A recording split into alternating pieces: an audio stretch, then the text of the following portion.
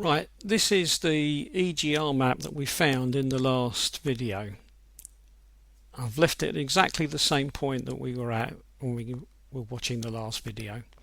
Here we've got data for our EGR map, and here we've got a 2D representation but turned the other way around. If we look at it, look, there's those bits. I'll move that over there. So there's those bits and there's those bits, but turn the other way around. So we've got a representation of it like that. Now let's have a look at some of these numbers, because there's something a little bit odd about these numbers, and the easiest way to look at them is to have two sets of numbers open at once. So let's get the text open. That's all grey at the moment. If we press delete, that will get that. That will always be yellow now. You found that map, it's over here. It will always be yellow. Right, now there's our original numbers. Now I'm going to just run the scroll wheel up on the mouse. So just move that up a little bit so that it gives me a bit more room, and I'm going to click and drag that one up a bit. Now I can see two versions of the same thing. Look, 8,500, but there it's 8,500. Now Winols, when it produces this map, will always ignore unused noughts at the beginning. So that's nothing new. Computers have been doing that since they were invented. So it will ignore that naught at the beginning. So I will get 8,500, which is the same as that. So that is okay. So I've got sets of numbers. Now the big problem here is making the numbers make sense. If I double click on the middle of there, what I will get is a properties box. And the properties box is for that data that's in the middle and the whole map, and it's basically saying to me, here's a map and I've given it that name. So in other words, Winols has given it that name. Now I'm going to rename that to EGR map. I'm going to give it a description because of what it is. I'm going to call it the mass airflow, because it is actually the mass airflow through the mass airflow meter, which some people refer to as AMM. It is probably measured in milligrams per stroke, so I'm going to put milligrams per stroke in there. Right, now what I'm going to do is I'm going to go down and look at some of these other things. I've got this factor offset thing here, and I've got this here, and it says 1.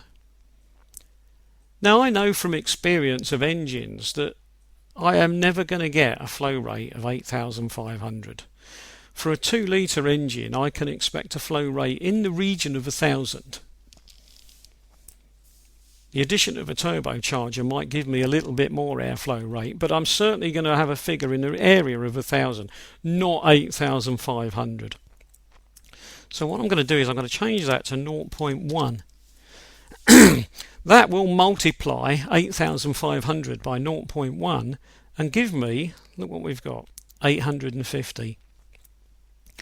850 is not that different to 1,000, so I suspect that I've now got output figures that are more sensible.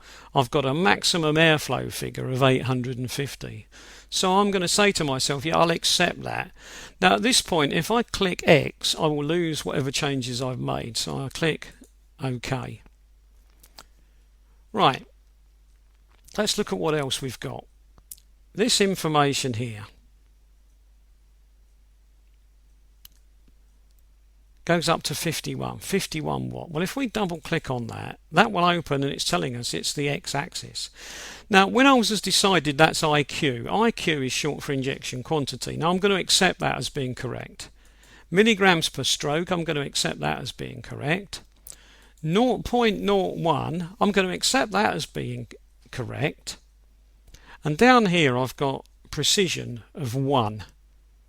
Now, why have I accepted 0.01? Well, the reason I've accepted 0.01 is because I want that to read as 51.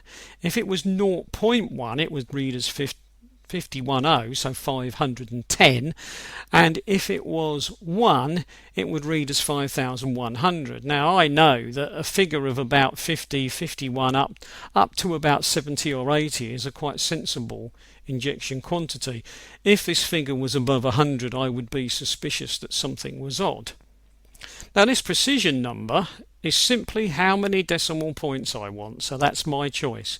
If I only want to see one decimal point value after the decimal point, then I put 1. If I want to see 2, then I put 2 and it becomes 51 and I get 2 noughts. There might be occasions when I want 2 noughts, but on this occasion I'm going to leave it as 1.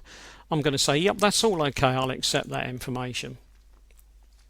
There we are, there's the other axis there, so I'm going to double click that axis, y-axis it's telling me. Don't worry about that, I'll explain later. It's suggesting its engine speed, it's suggesting that that's measured in revs per minute. Now, your first attempt at doing this, you may not get any suggestions. Winols is putting these suggestions out because I've used this program before, so there is a degree of recognition involved. If the program hasn't been used before, the chances are there is no recognition and these boxes will all be empty and you'll have to make your best guess. Right, now down here Winols has made its best guess and guessed wrong by a mile. If I change 0.01 to 1, look what it's done to this figure down here. If I go back to 0.01, which it was, if revs per minute is right, 54 revs per minute? I don't think so. So we'll get rid of that and we'll make it 1. And we'll say ignore the precision because we don't need any. We could put 0, but we won't bother. We don't need any at all, so we'll ignore it. And we'll say OK. So what we appear now to have is revs per minute for this map, injection quantity for this map, and an output. And these are the X or the Y axes, depending on which way round they go. And this is changeable. So don't get hung up on thinking, oh, this is the X and that's Y, or that's X and that's Y, because it's not. So if you're looking at an X-axis and someone else has got their computer and they're looking at an X-axis, it's possible that the X you're looking at is the Y they're looking at, because the two are interchangeable. So you need to describe which axis you're looking at, not just mention X and Y. This is often called the Z-axis. It's the output from the map. So in other words, we've got these two axis functions and here's the output from our map. This output is basically what the engine or the ECU is being told is a reasonable airflow rate for this amount of fuel and those sorts of revs. So that's what we're being shown on that map.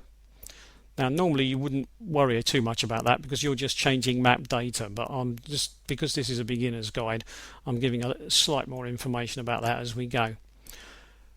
Right, there we are then. So we've got our EGR map and we've got most of the information that we need to go with our EGR map, and we again can look at it in 3D view. Oh, it's gone. Don't worry if it does that. Use your mouse, scroll up, and with a little bit of luck, as you scroll up, a warning will appear. Please click to optimize view, and there we are. And if you get any extra coloured bits in it that you don't want, don't worry about those. There are highlights that have been put in by Winols.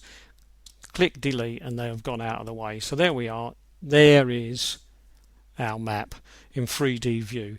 2D view is the original view but somewhat squashed down to not easy to see, and there we are in text view.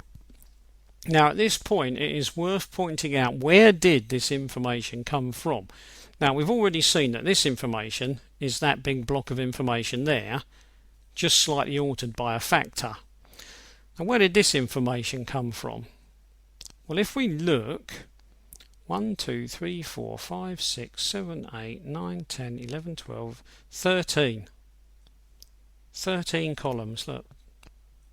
And over here 13 by 16, so 13 columns. If we go up here and have a quick search around, look, there we are, we've got the number 13 followed by 1, 2, 3, 4, 5, 6, 7, 8, 9, 10, 11, 12, 13. So there's the access data, so there's the map data for the output, this bit, and that's the axis data for one of the axes, and it's for the one that's got 13 units in it. That one. So when we're forced to do this on our own with no help from Winols, one of the things that we can look for is, if we know how many of these we want, we can go and look for a number that corresponds to the number that we want. So if we know that we want 16 rows, we can go and look for 16 rows, and look, there it is, 16 rows, 16, and if we count those there will be 16. If you're doing this on your own though, because Winols hasn't done it for you, don't get tripped up by these. Just in front of the 16 there's a number. That's a reference number in the hex dump. Now Winols uses that reference number to find maps. Don't you use that number. And if we look here, let's go and find our 13. Look, there's a reference number in front of that one. And again, you don't use that number. So you won't ever need to use that number or that number unless you become a super duper expert in searching for files and decide you want to use those reference numbers to help you search. But as a beginner, you won't want those numbers and you won't want anything to do with those numbers. So when you're looking for an axis, you'll be saying to yourself, how many digits has it got? Oh, it's got 16. Right, I'll search for 16. Oh, there it is. And the 16 is of no use to you when you're looking for an axis, only to find it. The information you will want is the 16 digits, these. And for 13, it will be these 13. Not the actual number 13 or the number 16. They just help make it easier for you to find it. Right, what I'm going to do is, you can see now that there is no magic close box down here. So for this one, I'm just going to click X to close it, and I'm going to stop there for this video and start the next one looking for a different map just to reinforce what we've done so far.